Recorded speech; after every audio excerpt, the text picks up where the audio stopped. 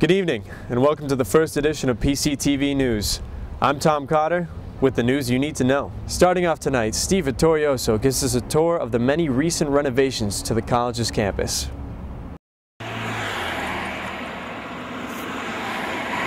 Say hello to new crosswalks. PC now has an improved Huxley Avenue. It was very unsafe because there's no visible crosswalks across the street at all, so cars were driving very fast. Because of speeding and poor road conditions, the college was approached by the city of Providence for fixing. So over the summer, they got working. Right now there's a brand new sidewalk going down to Schneider. There's also a crosswalk here right at the entrance to both sides of campus. It now has flashing lights so you can hit the button before you cross the street. Creating a brand new street that's attractive and safe for students. It's aesthetically pleasing, so makes the environment look nice. So now with the new lights, cars are stopping way before the crosswalks, which is definitely a lot safer for the PC kids. Now, PC is planning to add additional crosswalk signals and trees here along Huxley Ave. But these changes aren't the only changes students will be seeing here on campus. The newly renovated St. Catherine of Siena Hall is now housing both the philosophy and theology departments. There's just enough space for the philosophy and theology departments. Two, it makes sense to put the two together because philosophy and theology have always been seen as sister disciplines. Inside, students can find a chapel in the philosophy department on the first floor, the theology department on the second floor, and even a kitchen and a library in the basement. Most importantly, satisfied professors. And this is a beautiful office, as you can see. So lots of shelf space. I've got a great big desk, tall, really high ceilings, lots of light.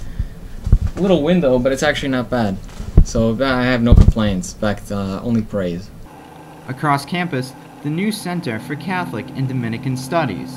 When St. Dominic's Chapel opened in 2001, the college was deciding how to use this extra space here in Aquinas Hall. A good use would be to make a study center out of it.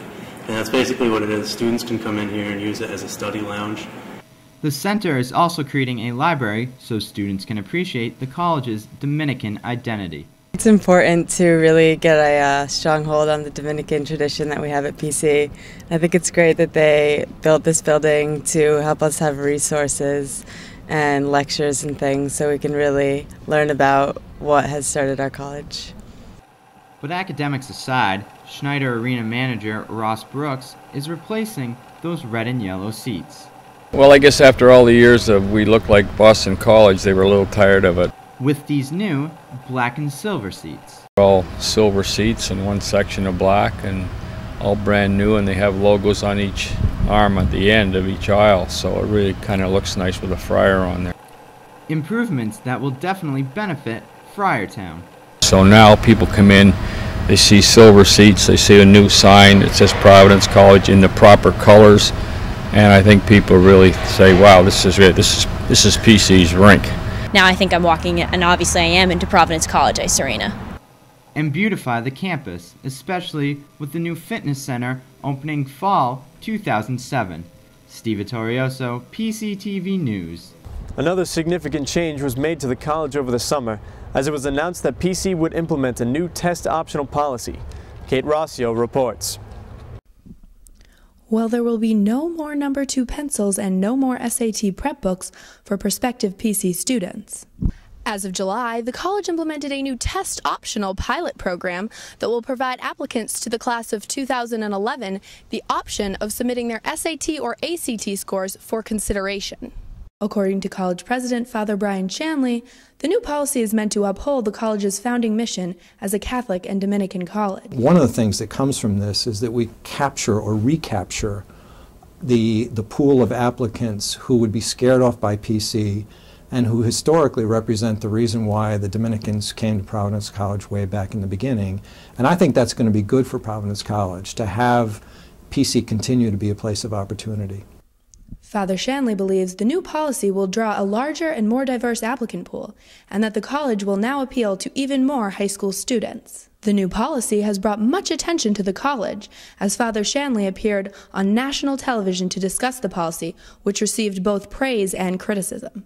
That if some people don't agree with it, some alums won't agree with it, they think that that this is in some ways going to result in a dumbing down, if you will, of the PC population. Many PC students are themselves critics of the policy, saying that standardized test scores are the only way to compare students from different high schools and different regions. Schools have different GPA systems and grading and stuff like that, so if you don't have one standard test to judge everyone else on, then there won't be a one way of figuring out, of basically ranking people. Not having this requirement of just taking an SAT test really contributes to the idea that Providence College as a community is looking for the whole human person. They're going to be looking at other avenues such as not just GPA or class rank, but how involved someone was at school perhaps, or if they were a captain of a team. Basically, they're looking for good people, and getting rid of this SAT requirement is really showing that we're taking kind of a liberal standpoint and that other schools are probably going to be doing this in the future. The only bad thing I would say is that I wish they did this 4 years ago so I didn't have to go take the SAT Saturday morning. Now we're not putting the same demand on the future students that have to go to the school. I think we're actually going to be dragging down the quality and name of Providence College that we've developed over the years by making sure that only the best and the cream of the crop are admitted. Yet, according to the college's Dean of Admissions, Chris Leiden, the Office of Admissions has always used a holistic form of application review, giving standardized test scores very little weight on their decision. It was evident from our review and our review of our own policies that the focus on the quality of the work the students do and their performance in the classroom, and then all of the holistic things that come from their activities and their essays and their recommendations, was driving our process already. And if we all thought about what we talked about in committee, we never haggled over SAT points. We haggled over fit to Providence College. The college received around 8,800 applications last year, and based on similar programs at other colleges and universities, the Office of Admissions could eventually see up to a 40% increase in applicants, a figure that the college believes will make for superior classes of future friars. I'm Kate Rossio for PCTV News. Stay tuned. We'll be right back with your sports update.